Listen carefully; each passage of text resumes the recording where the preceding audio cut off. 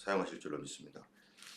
오늘 본문 로마서가 이제 어제부터 시작이 되었습니다. 로마서는 성경의 가장 핵심적인 진리를 다루고 있는 아주 중요한 성경입니다. 로마서로부터 종교 개혁이 사실 일어났고 로마서를 통해서 사람들이 어두움에서 빛으로 오게 되었습니다.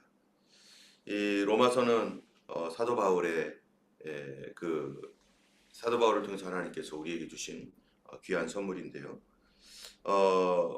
이 로마서를 쓴 것은 고린도에서 로마서를 쓰게 되었죠.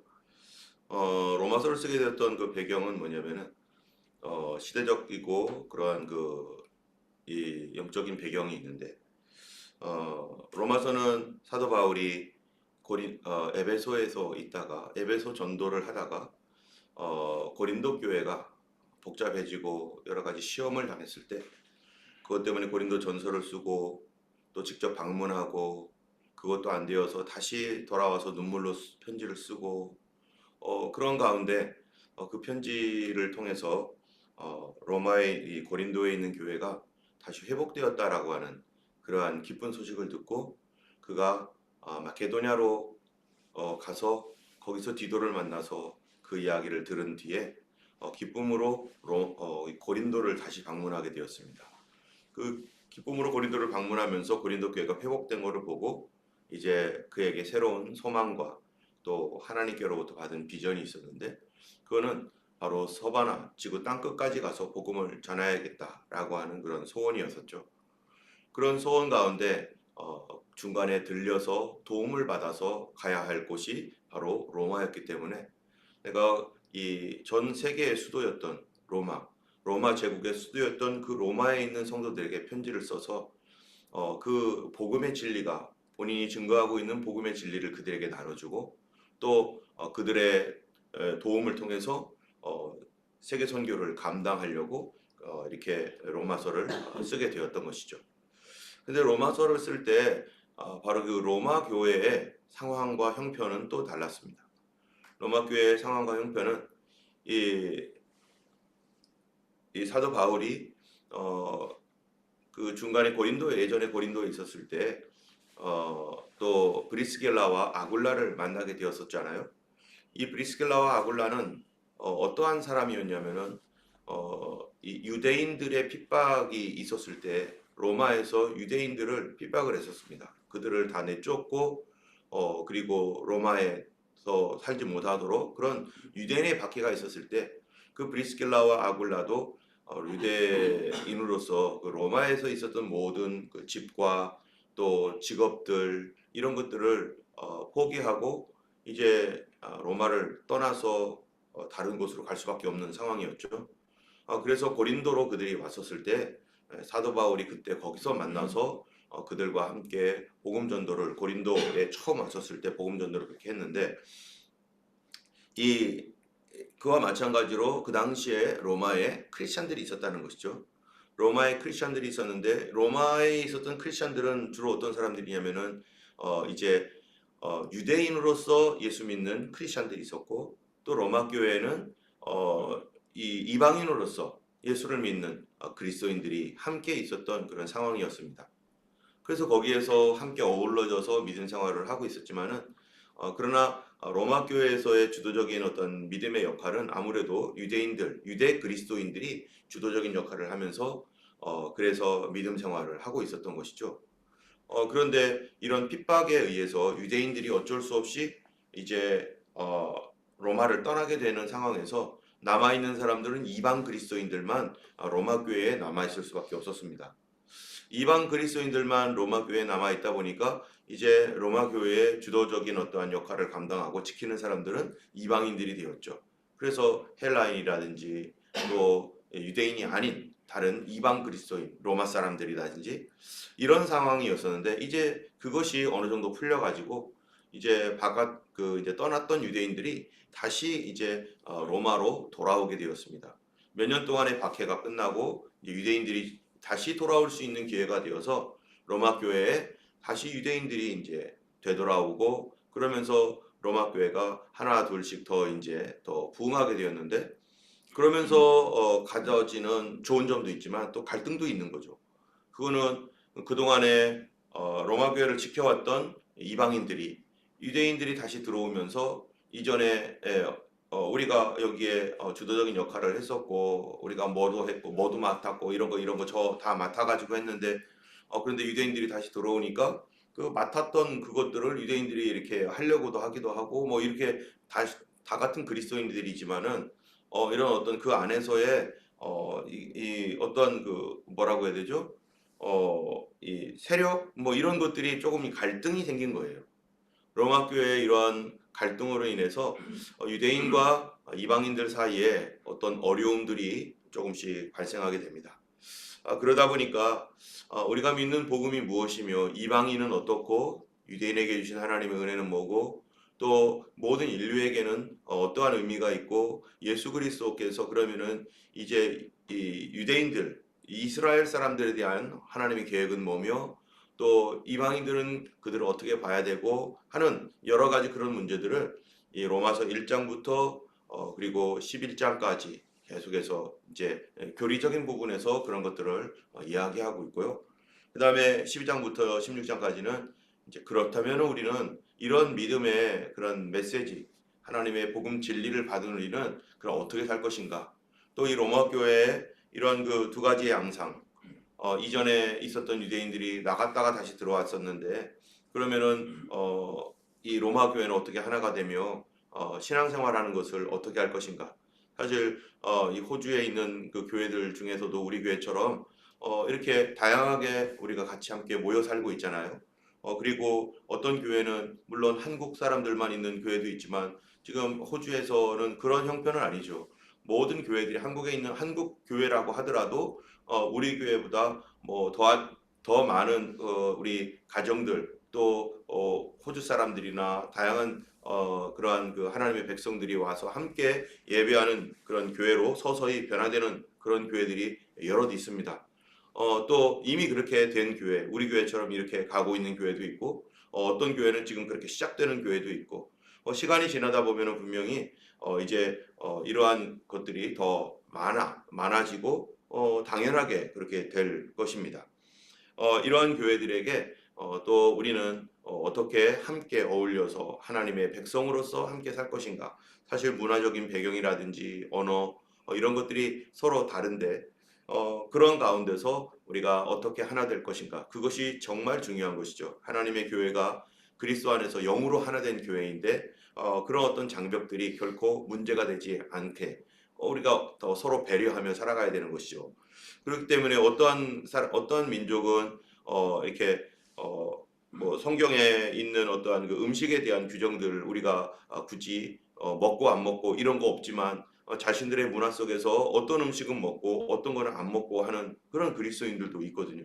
또 그런 거를 보면서 아직도 그러고 하고 살고 있느냐라고 하면서 좋지 않은 시각으로 보는 그런 사람들이 있을 수 있습니다. 그렇지만은 이런 모든 것들은 본질적인 것이 아니라 주변적인 것이기 때문에 그러면은 우리가 이 모든 것들을 어떻게 하나가 되어서 배려하며 서로를 사랑하고 이해하면서 살아갈 것인가라고 하는 이런 부분들에 대한 그런 말씀들이 이제 12장부터 16장까지 이렇게 이어지게 되는 것이죠.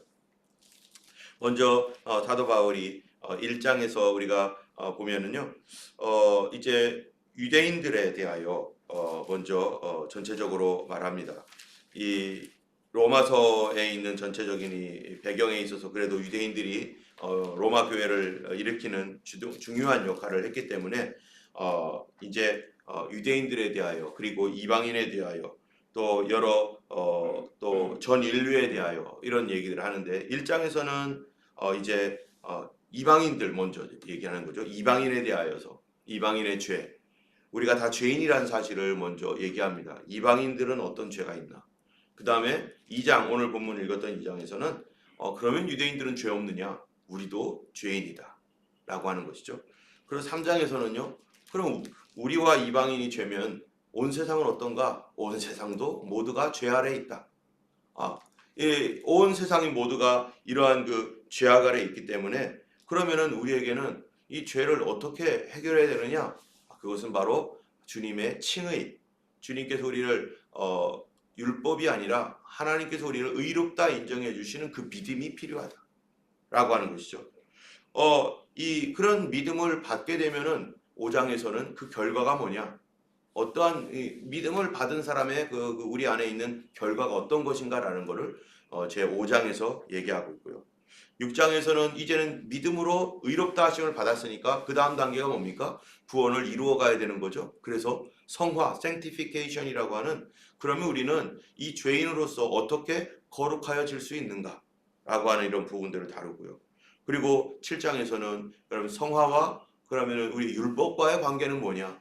왜 율법이 필요한 것이지? 우리가 7장을 보면 굉장히 많은 갈등들이, 내적 갈등을 얘기합니다.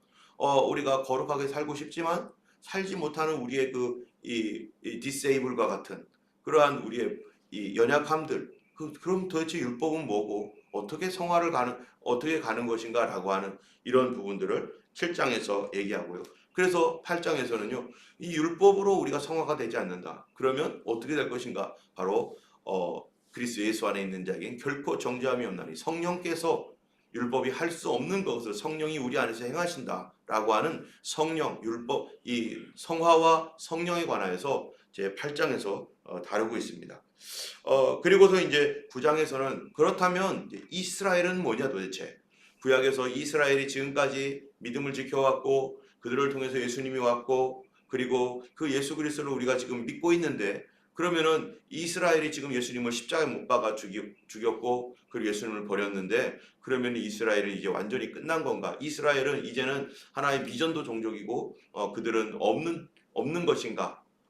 그들에게는 이제 그들은 폐기가 되었는가? 라고 하는 문제죠. 그렇지 않다라는 것입니다. 하나님께서 이스라엘을 다시 회복시키실 것이다 라고 하는 것이 제 9장에서 말하고 있습니다. 그러면은 이스라엘이 과거에 그렇게 하나님의 선택을 받았다면은 이제 10장에서는 이스라엘의 구원의 길은 어디 있는가? 이스라엘을 하나님께서 어떻게 구원하실 것인가? 그리고 현재 이스라엘을 어떻게 하나님께서 움직이고 계시는지, 그 다음에 10장에서는 이스라엘에 대한 미래, 그들의 미래는 어떻게 하나님께서 그들을 다루실 것이며, 구약 성경에서 말하고 있는 그러한 그 이스라엘의 미래가 지금 우리와 이 앞으로의 미래와 어떻게 연관이 되는가, 이런 것들이죠. 그 다음에 12장에서는 이제 교회 생활입니다. 그렇다면 우리가 이런 다양한 사람들이 함께 신앙생활을 하고 있는 하나님의 백성, 정말로 아마 로마 교회는 유대인뿐만 아니라 이방인도 있었기 때문에 이 성경에 요한계시록에 있는 그 말씀과 같이 온 열방과 민족과 백성과 방언이 다 함께 모여서 찬양하는, 그것이 정말로 성경적인 미래적인 교회의 모습이죠. 우리 교회가 그런 미래적인 모습의 교회로 지금 가고 있는 것이고, 또 다른 교회들도 그런 미래적인 모습의 교회로 우리가 다 같이 가고 있고 그 일을 위해서 정말 전도하고 있는 것입니다. 온 민족과 백성들이 다 모여서 예배하는 그런 교회. 그래서 그런 가운데 다문화적인 어떤 그 상황 가운데 어떻게 교회 생활할 것인가? 또 그렇다면은 교회 생활뿐만 아니라 사회 생활은 어떻게 되는 것인가? 이런 것이 13장에 있는 것이고요.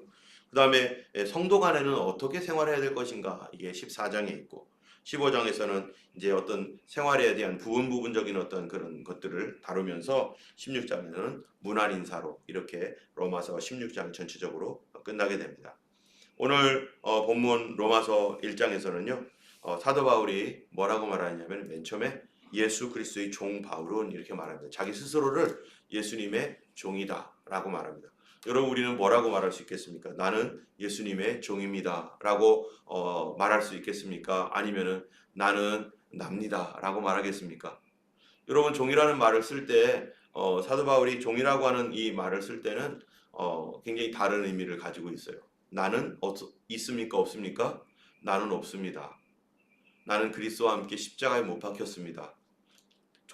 지금은 종이라고 하는 의미가 옛날하고는 더 마음에 오지 않지만, 예전에는 종이라는 건 뭡니까? slavery, 노예입니다. 이 servant라고 하는 의미도 있지만 이 slavery인 경우에는요, 나는 없는 거예요. 나 자신은 다 내려놓은, 그런데 이런 slavery가 억지로 slavery가 아니라 나는 나 스스로 나를 내려놨습니다. 하다 보니까 내가 얼마나 부족한지, 내가 하는 것마다 다 문제가 있고, 내 인간적인 생각으로 하나님의 일을 하려고 했을 때 나는 사람까지 죽였고, 그렇죠? 사도 바울이 그랬어요.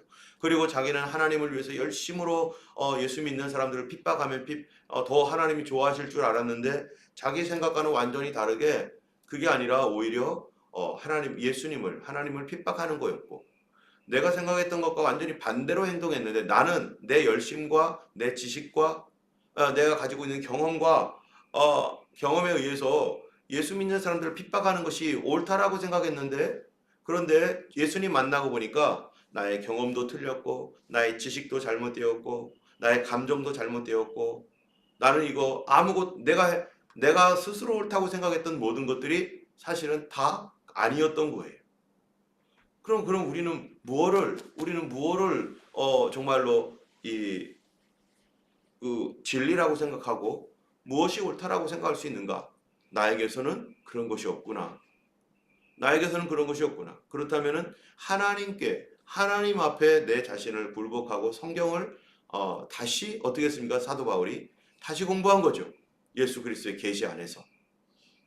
그래서 사도 바울이 예수님의 나는 없습니다 라고 하는 그러한 본인의 고백인 것이죠. 여러분, 우리가 어제 방언 기도에 대해서 잠깐 얘기했지만, 이 방언 기도에 대해서 성경에서 뭐라고 하고 있느냐? 이 방언으로 기도할 때는요, 이 내 영이 성령께서 내 영을 통해서 기도하게 하신다는 거예요. 근데 내 영이 기도할 때 그러면은 그 안에 우리 보통 세상에서는요, 인간을 바라보는 관점이 총 세 가지가 있습니다. 첫 번째로는 뭐냐면은 공산주의적 관점, 무신론자적 관점이죠. 그건 뭡니까? 인간은 육신이다. 인간은 육신만 있다라는 거예요. 그래서 인간에게서는 정신이라고 하는 것들은 그 뇌의 부산물일 뿐이다. 그 뇌에서 있는 여러 가지 작용들, 이런 것들이 마치 내가 정신이 있는 것처럼 느껴지게 하지만 사실은 인간은 그냥 육신일 뿐이다 라고 하는, 정신을 부정하는 그러한 말도 안 되는 이러한 것들을 또 따라가는 사람들이 있죠. 그렇기 때문에 그들에게는 뭐밖에 없어요? 그냥 서바이벌밖에 없는 것입니다. 그리고 이 땅에서 내가 잘 먹고 잘 살고 승리하면 되는 거죠. 그러다 보니까 그 일을 시작했던 사람들이 혁명을 일으켰는데, 사람들의 분노를 이용해서 혁명을 일으켰는데, 그래서 자기들이 정의로운 것처럼 말하지만 사실은 계급을 만들었잖아요. 자기들은 그 높은 위치에 있고, 왜? 그런 생각을 하고 있으니까. 다른 사람들이 어떻게 되든 간에 평등이라고 하는 말을 통해서 다른 사람들을 자기 아래에 놓고 자기들이 그들을 지배하면서, 어떻게 지배합니까? 지배도 다른 사람의 분노를 이용해서 지배를 하는데, 어떻게 분노를 이용했느냐면요, 있는 사람들의 것을 빼앗아다가 다른 사람에게 나눠주면서 자기를 높여버렸어요. 그게 공산주의잖아요. 있는 사람들 거를, 자기 거를 희생한 게 아니라 다른 사람들 거를 뺏어다가 이 못 사는 사람들, 어려운 사람들에게 마치 자기가 선심 쓰듯 나눠주니까 사람들이, 그게 다 죄 속에서 일어나고 있는 거죠. 다른 사람이 빼앗은 거를 또 그거를 받아가지고 좋아하는 사람들은 또 뭡니까 그게. 이런 것들을 이용해서 그들의 생각, 마인드가 뭐겠어요. 그들은 그런 마음이 아니었을지라도 그 뒤에서 역사하는 사단의 생각들, 그런 것들은요, 결국 자기를 새로운 계급으로 만들어가지고, 계급을 타파하자고 했던 공산주의가 새로운 계급을 만들어내서 그 위에서 군림하고, 그러다가 잘 먹고 잘 살다가 없어지는 거죠. 그리고 그거 이외에는 뭐가 있겠어요?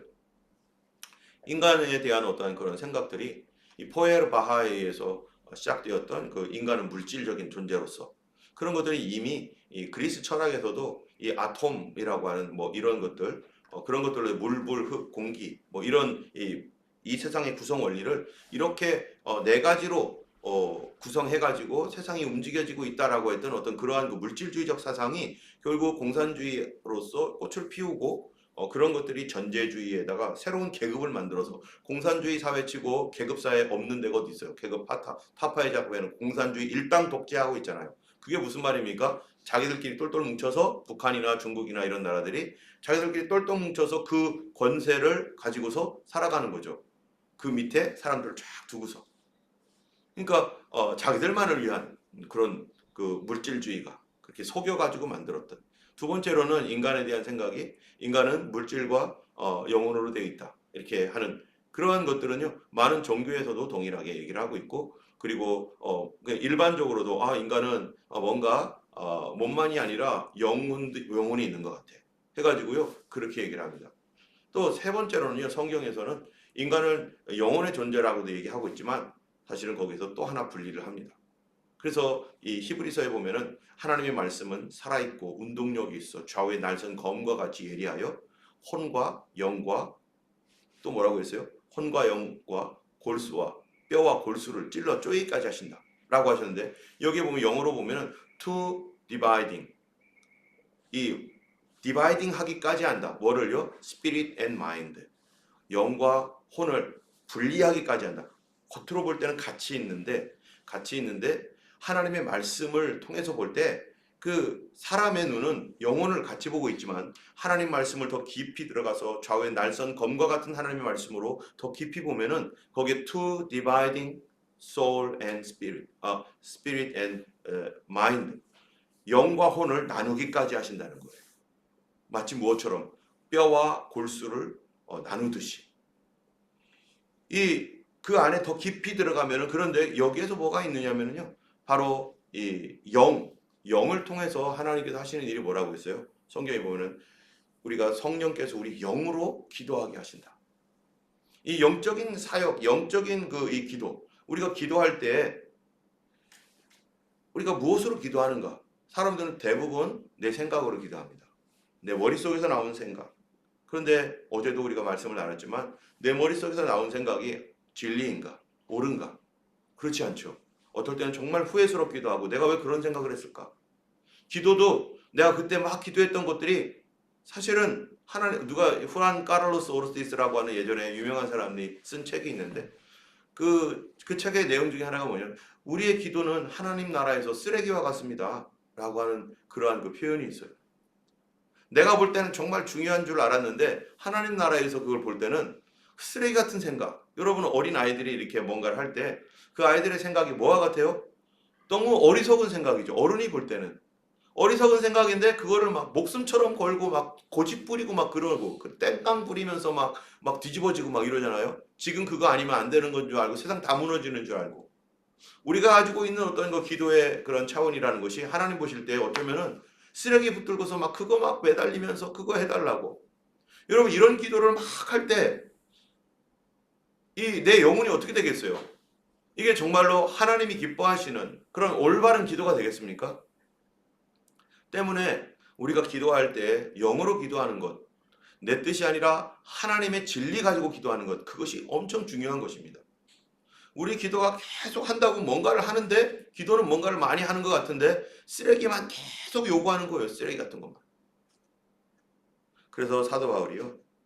예수 그리스도의 종, 우리가 내 자신이 정말 그리스도의 진리 안에서 볼 때 내가 얼마나 쓰레기와 같은 생각들과 쓰레기 같은 삶을 살고 있는지 그거를 알게 될 때 나의 삶이 그거를 내가 나 자신을 바라보게 됐을 때 내가 나를 믿을 수가 없고 내가 나 자신에 대해서 정말로 진리라고 말할 수가 없는 거죠. 여러분 오늘 본문 2장에 보면은 뭐라고 되어 있냐면은 그러므로 남을 판단하는 사람아.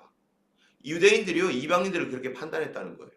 자기도 이 잘못된 생각과 사상, 종교적인 어떤 사상을 가지고서 막 하나님의 진리가 아닌 것을 진리처럼 붙들고 살아가는 그런 거를 가지고 그런데 자기는 그걸 가지고 판단하는 거예요. 자기 눈에 안경이 새까맣게 변했는데 그것 가지고 사람들을 막 판단하는 거예요. 그러니까 네가 판단하면서 내가 너를 정죄하고 있다. 자기도 그렇게 살아가고 있으면서 다른 사람이 볼 때 자기도 그런데 자기 생각을 막 고집하는 거예요.